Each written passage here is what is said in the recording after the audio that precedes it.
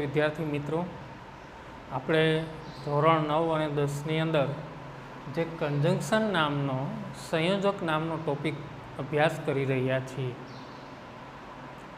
અલગ અલગ આશરે 40 જેટલા કન્જંક્શનનો આપણે અભ્યાસ કર્યો, જેની અંદર વિરોધાભાસી કન્જંક્શન આવે છે, વિકલ્પવાળા કન્જંક્શન આવે છે. કન્જંક્શનના ટોપિકની અંદર જો સૌથી અગત્યની કોઈ બાબત હોય તો વાક્યને સમજવાની છે. દોસ્તો, બોર્ડની એક્ઝામની અંદર આ ટોપિકના આપણે 3 માર્ક્સ પૂછાય છે. 2 વાક્ય આપેલા હશે અને કાઉન્સની અંદર 3 કન્જંક્શનના નામ આપેલા હશે.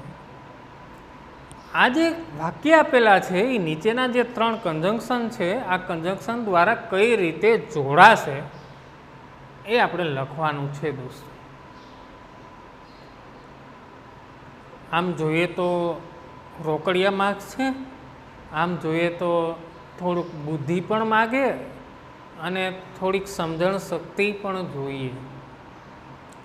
કારણ કે વાક્યને સમજવું છે તો વાક્યને સમજવા માટે આપણે આછું પાતળું ગુજરાતી કરવું જ પડે. દોસ્તો, તો એના માટે શું કરવું? તો તમારે મેં કન્જંક્શનના સમજૂતીના વિડીયો અલગ અલગ બનાવેલા છે. આ વિડીયોનો પણ તમને ખ્યાલ હોવો જોઈએ. આ વિડીયોને તમારે સમજવા પડે. વિડીયોમાં જે જે વસ્તુ નોંધ કરવાની, એક કન્જંક્શન મેં બોર્ડ પર તમને સમજાવેલું છે. કન્જંક્શનના અર્થ તમને ખાસ આવડતા હોવા જોઈએ. કે અલગ અલગ કન્જંક્શન છે, ધો, ઓલ ધો, even though, either or, neither nor, so that, so, આ બધા કન્જંક્શનના એક તો તમને અર્થ આવડતા હોવા જોઈએ. અત્યાર સુધી આપણે આશરે 25 જેટલા વાક્યની પ્રેક્ટિસ પણ કરી છે. હજી પણ આ ટોપિકને આપણે આગળ ધપાવવાનો છે. વાક્યની આપણે પ્રેક્ટિસ કરવાની છે. તો આજે વાક્ય નંબર આપણે 26થી સ્ટાર્ટ કરીએ બુકની અંદર, આપણી ગ્રામર બુકમાં. તો વાક્ય નંબર 26 શું કહે છે? Sumit is not well.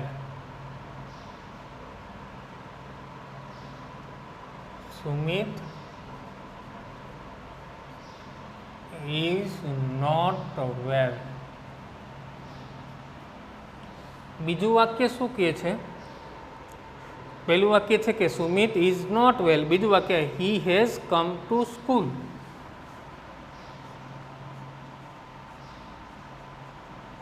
He has come to school. આવું વાક્ય છે. અને આના ઓપ્શન આપણી પાસે આપેલા છે, yet, as અને which. yet, as અને which, આવા આપણી પાસે ઓપ્શન છે. હવે આપણે સમજવાનું એ છે, પહેલાં તો સૌથી પહેલું કામ આપણે શું કરવાનું છે? દોસ્તો, આ વાક્યનો અર્થ આપણે કાઢવો પડે. જ્યારે કન્જંક્શનમાં આપણે ખબર ના પડે કે વાક્ય શું કહેવા માગે છે, ત્યારે પહેલું કામ આપણે એ કરવાનું છે કે વાક્યનો અર્થ આપણે કાઢવો પડે. જેવું આવડે એવું ટ્રાન્સલેટ કરો. આછું પાતળું, વધતા ઓછા પ્રમાણમાં, જેવું આવડે એવું ટ્રાન્સલેટ કરવાનું. Sumit is not well. સુમિતને સારું નથી. જો ટ્રાન્સલેટ સમજાવું છું તમને કેવી રીતે કરવું છું. સુમિતને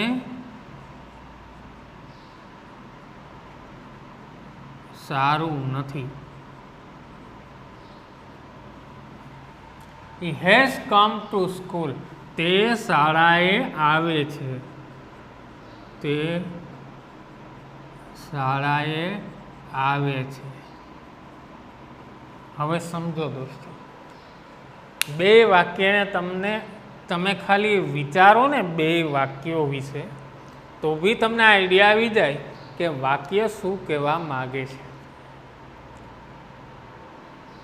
એક વાક્ય એમ કહે છે કે સુમિતને સારું નથી. બીજું વાક્ય એમ કહે છે કે તે શાળાએ આવે છે. 2 વાક્ય તમને કાંઈ દેખાય છે? યસ, શું દેખાય છે? એક એમ કહે છે સારું નથી, બીજું એમ કે શાળાએ આવે છે. એનો મતલબ એવો થાય કે આ બંને વાક્યો કેવા છે? બંને વાક્યો વિરોધાભાસી છે. આટલો આપણને ખ્યાલ આવી ગયો. હવે એ વસ્તુ વિચારવાની કે વિરોધાભાસી છે તો વિરોધાભાસી કંજંક્શન આપણી પાસે ક્યાં આપેલા છે? મેં તમને વિરોધાભાસી ક્યાં ક્યાં કંજંક્શન કરાવેલા છે? તો કે દો, although, even though, even if, but, yet, still, however, yes. 9 કંજંક્શન આપણી જોડે વિરોધાભાસી સંયોજક છે. આમાંથી આપણી પાસે ઓપ્શનમાં ક્યાં આપેલા છે?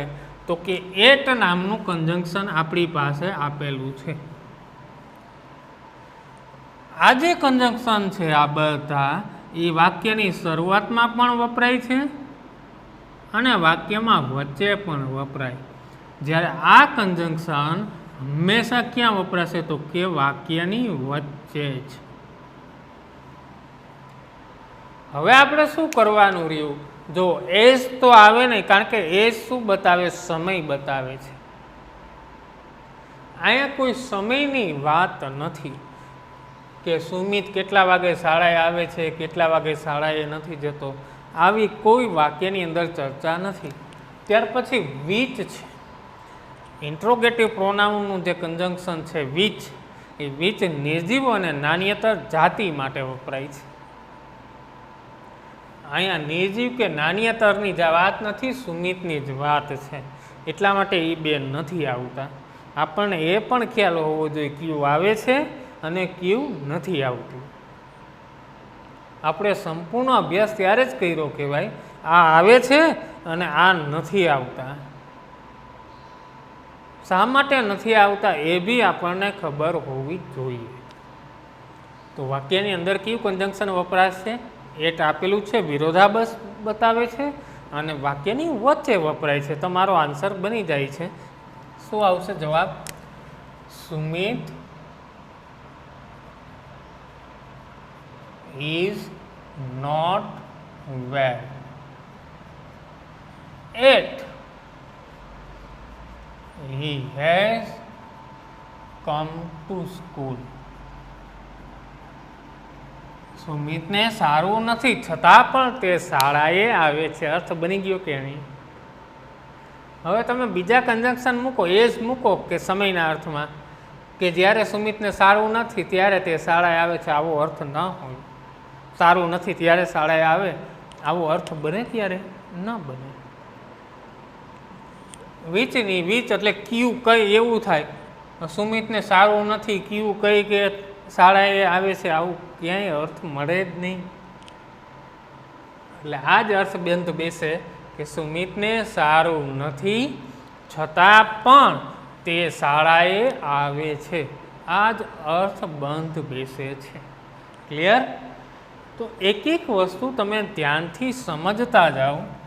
કંજંક્શનના પ્રયોગો વિશે તમને ખ્યાલ હોય એટલે તમે વાક્યની અંદર ઇઝીલી કંજંક્શનનો પ્રયોગ કરી શકો. જે આપણા 3 માર્ક્સ છે. નેક્સ્ટ વાક્ય નંબર આવે છે 27. શું કહે છે વાક્ય 27? બુકની અંદર જોઈ લઈ. Mohan will come early, he can get ready in time. Mohan will come early, he can get ready in time. He can get ready in time. શું કે છે વાક્ય? Mohan will come early, he can get ready in time. આવા વાક્ય બંને આપેલા છે. હવે આપણે એમના કંજંક્શન જોઈએ. સો ધેટ અને ધેટ.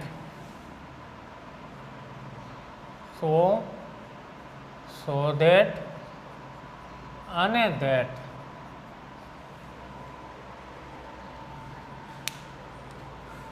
હવે સમજો, Mohan will come early, Mohan વહેલો આવશે. He can get ready in time, તે સમયસર તૈયાર થઈ જશે.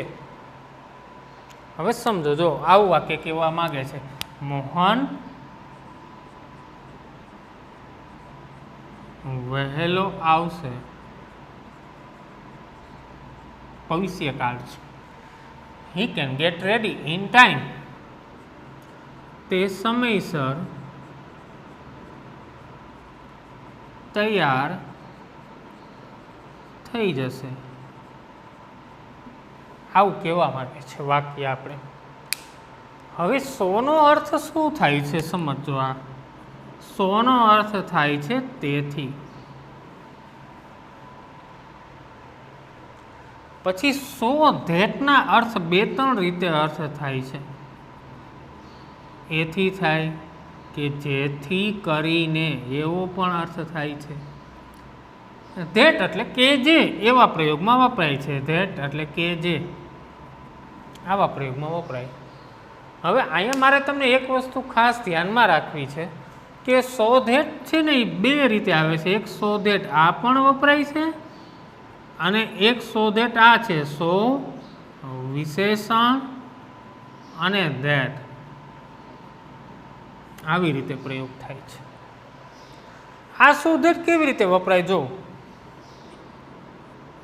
હેતુદર્શક વાક્યની અંદર વપરાય. Rohan is so clever that he can get good marks in the exam.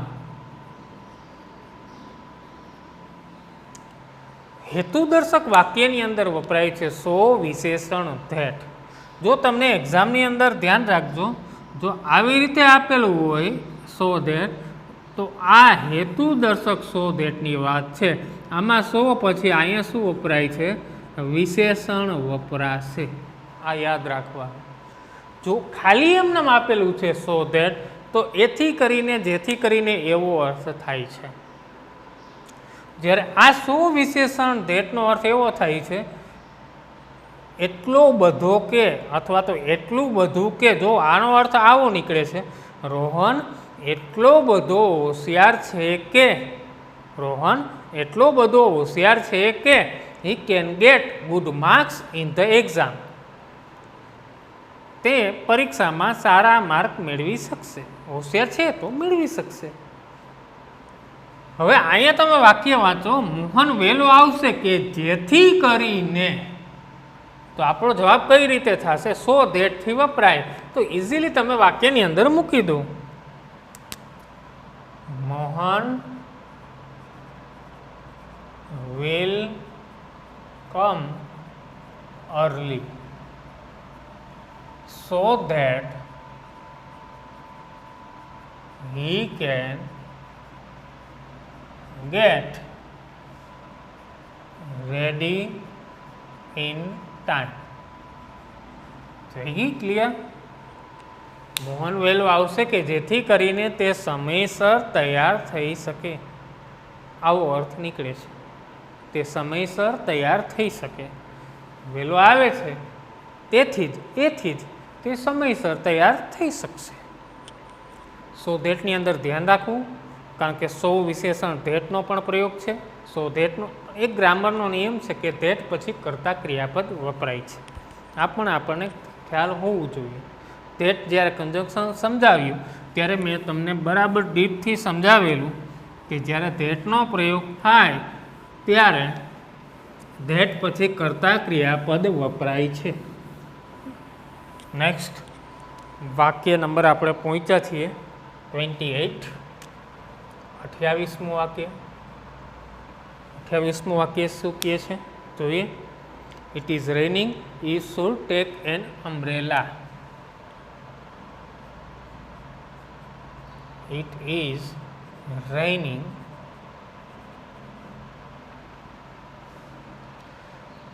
you should take an umbrella. હવે એમના ઓપ્શન શું કહે છે? Therefore, till, unless.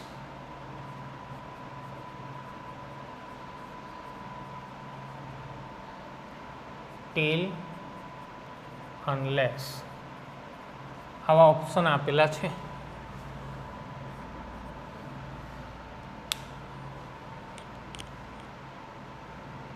It is રેઇનિંગ.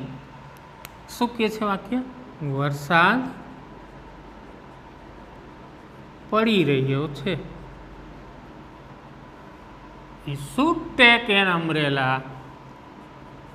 તમારે અથવા તારે છત્રી લેવી જોઈએ. હવે વિચાર, ટીલ શું બતાવે છે?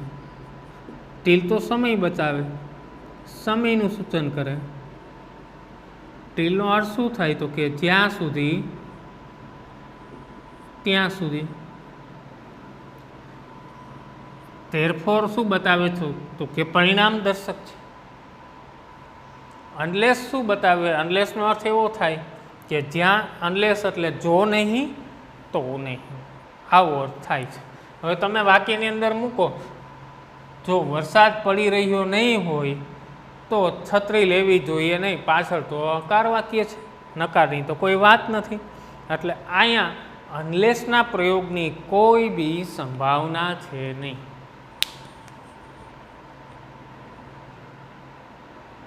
અનલેસના પ્રયોગની સંભાવના જ નથી અહીં. તો વાત રહી ટીલની. ટીલની પણ અહીંયા કોઈ સંભાવના નથી, કાંઈ સૂચન નથી. એવું આપણે એવું કહીએ કે જ્યાં સુધી વરસાદ પડી રહ્યો છે ત્યાં સુધી તમારે અમ્બ્રેલા લઈ લેવી જોઈએ, એવું થોડું કહીએ. આ જે વરસાદ પડી રહ્યો છે એના પરિણામ સ્વરૂપે જે પાછળનું વાક્ય છે, you should take an umbrella. તો ઇઝીલી વાક્ય કઈ રીતે બનશે? It is રેઇનિંગ.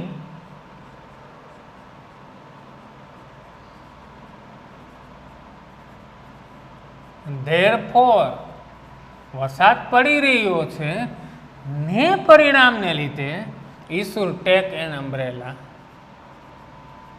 You should take an umbrella. Clear? તો બીકોઝ અને ધેરફોર વાળા વાક્યમાં દોસ્તો ધ્યાન રાખજો, it should take an umbrella because it is raining. બીકોઝમાં જે કારણ દર્શક વાક્ય છે એ બીકોઝ પછી આવશે. ધેરફોરમાં જે પરિણામ દર્શક વાક્ય છે એ ધેરફોરના પછી વપરાશે. તો આવી નાની નાની વસ્તુનો દોસ્તો ખ્યાલ રાખજો. આ ચેપ્ટર એટલા માટે જ આપણે અભ્યાસ ખૂબ ડીપથી કરી રહ્યા છીએ. વાક્ય નંબર નેક્સ્ટ 29 જોઈએ. 29 વાક્ય શું કહે છે? 29. Run fast, you will miss the બસ.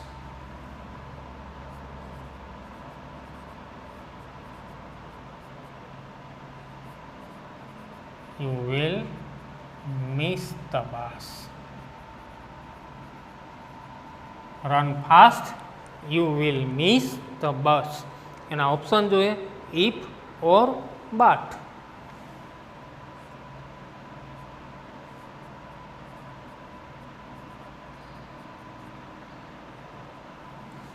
વાક્ય શું કહે છે 29મું? Run fast, you will miss the bus, if or but. હવે વિચારો, આ એમનામ આપણને ખ્યાલ આવી જાય, ઝડપથી દોડો, યુ વિલ મિસ ધ બસ, નહીતર બસ ચૂકાઈ જશે. બે વિકલ્પ છે, એક ઝડપથી દોડવાનું કહે છે, એક બસ ચૂકાઈ જવાની વાત છે. તો દોસ્તો બે વિકલ્પને જોડવા માટે આપણે શું વાપરીએ છીએ? તો કે run fast or you will miss the bus. Clear? 29મું. 30મું વાક્ય કમ સૂન. વાક્ય નંબર 30 જોઈએ. કમ સૂન. બીજું વાક્ય શું કહે છે? You will not be allowed to enter the hall. You will not be allowed to enter the hall. શું કહે છે ઓપ્શન જોઈએ એના 30ના. After, as soon as or else. After, as soon as or else. સમજો મિત્રો વાક્યને ધ્યાનથી જુઓ. વાક્ય શું કહેવા માગે છે? વાક્ય એમ કહે છે કે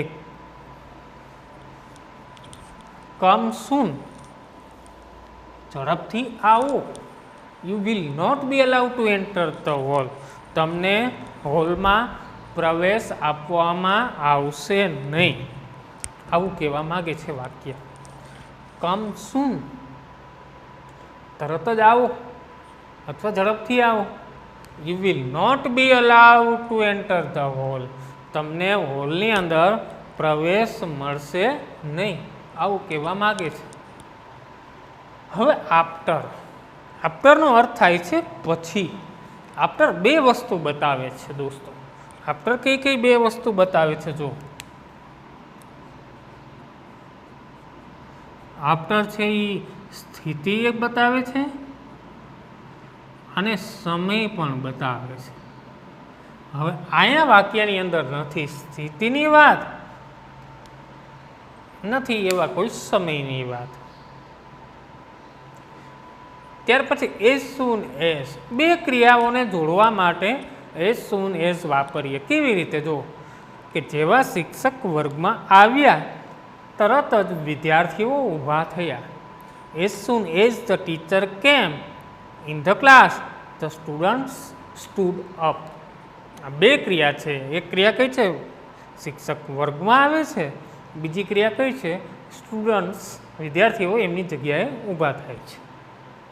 આવી બે ક્રિયાને જોડવાની વાત હોય ત્યારે એઝ સૂન એઝ વપરાય છે. ઓર એલ્સનો પ્રયોગ મેં તમને આની પહેલાં પણ સમજાવેલો છે. આ કન્જંક્શન ઘણીવાર આવી ગયું છે.